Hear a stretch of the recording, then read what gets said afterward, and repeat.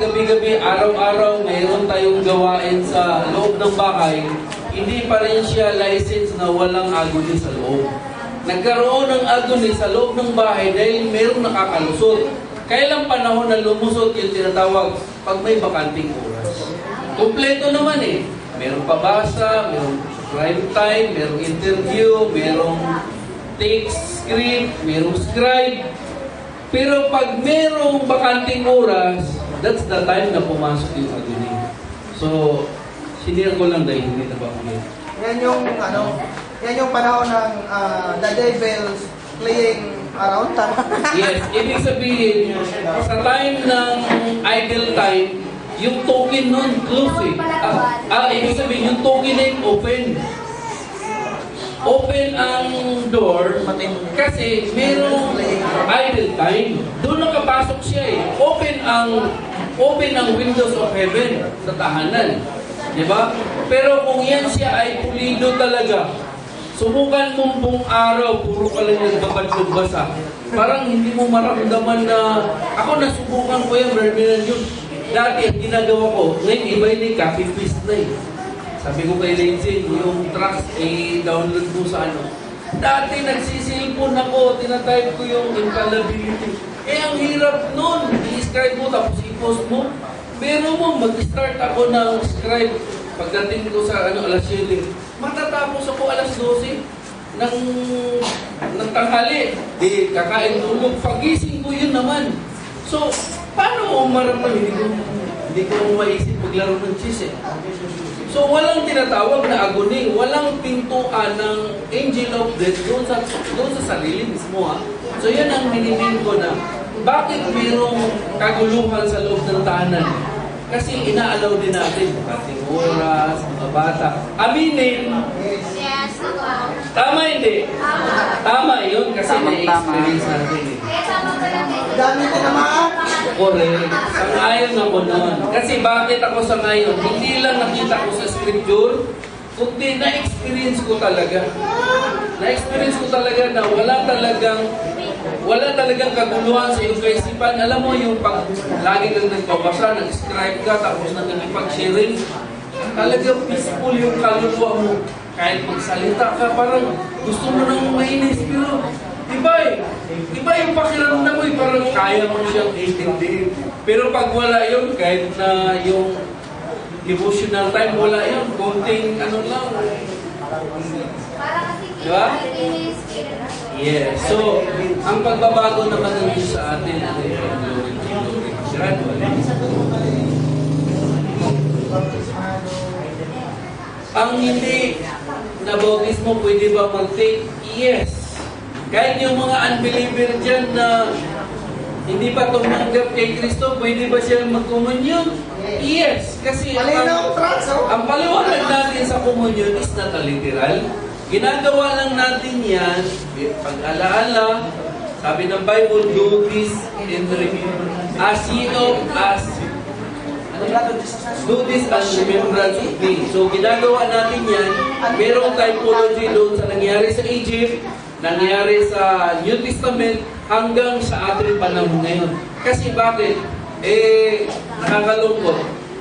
Kasi ang minamaster nila yung paano tanggapin si Jesus Christ at talagang forever saved ka na. Ang kaligtasan na binabanggit, hindi lang ba sinabi doon sa Romans chapter 10. Hindi kasi nila naiintindihan kung ano yung significance ng if you confess to your mouth. Pag sinabi mo, tinanggap ko si Jesus Christ, blah blah blah, pray, nasa puso na, hindi ganun eh. Hindi ganun ang kaligtasan. Ang kaligtasan kasi, kinoconfess mo, sinishare mo, kinukomunyon mo si Jesus Christ noon sa ibang tao. That's the meaning of communion. Pag sinabing communion, communicate, kino-communicate, pinapakilala natin ang Diyos through Christ. Kaya ang kaligtasan doon, sabi ng Bible na maganda yung, meron ako nakita kanina na ang kaligtasan ay nasa iyong bibig. Dahil diba? Romans 13 verse 9. May binanggit doon na thine mouth. Nasa bibig lang ang kaligtasan. Ibig sabihin, kapag kahit yung mga unbeliever dyan, na sabihin natin, hindi pa tumanggap si Halimbawa, sa panahon ng Communion Day, at nag-share yan, at sinishare niya, tumatanggap yun kay Jesus Christ. Hindi lang na, Lord, tinanggap kita. Hindi lang ganun eh.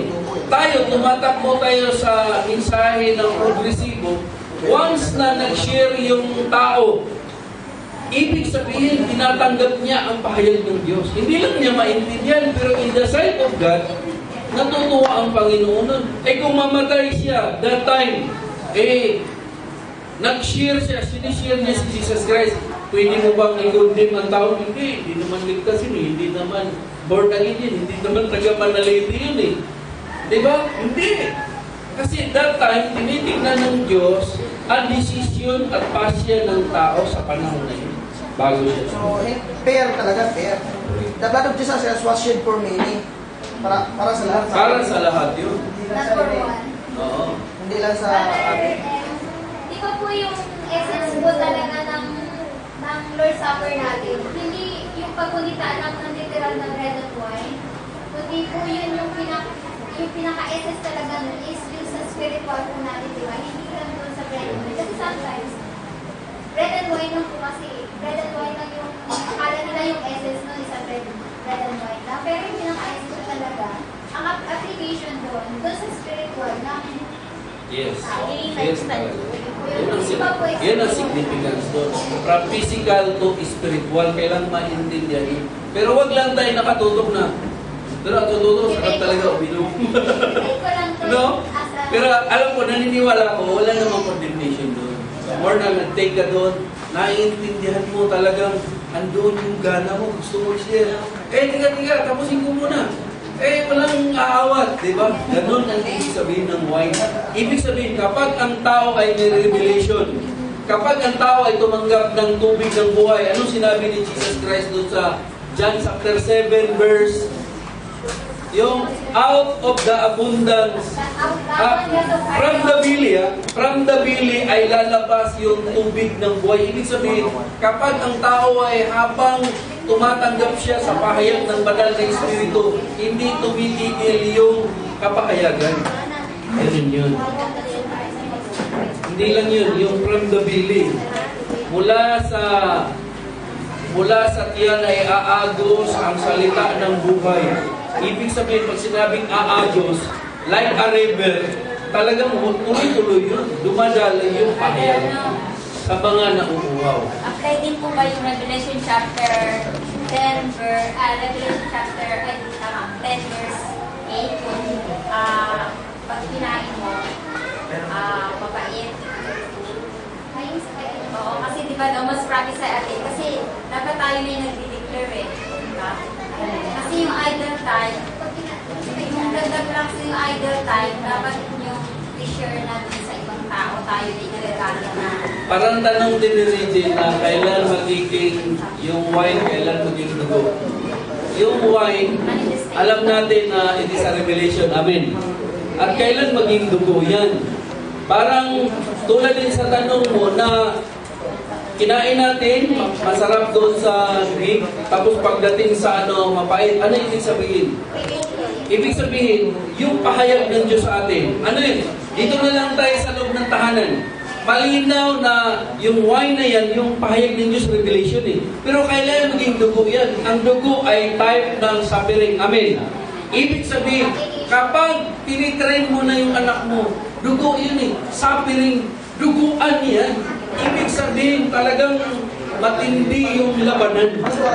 Paluan yan. Yan ibig sabihin na tumanggap ka ng pahayag ng Diyos, pero kailan magiging blood yan? Kapag i-apply mo na. So pagdating dito, mapait na.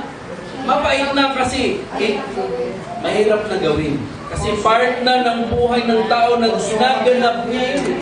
Hindi yung pahayag, makarinig ka ng malalalim, masaya ka na, wow, napakasarap. Pero itong mensahe na natanggap natin, talagang instructional, mayroong gagawin ang bawat isa. Tama.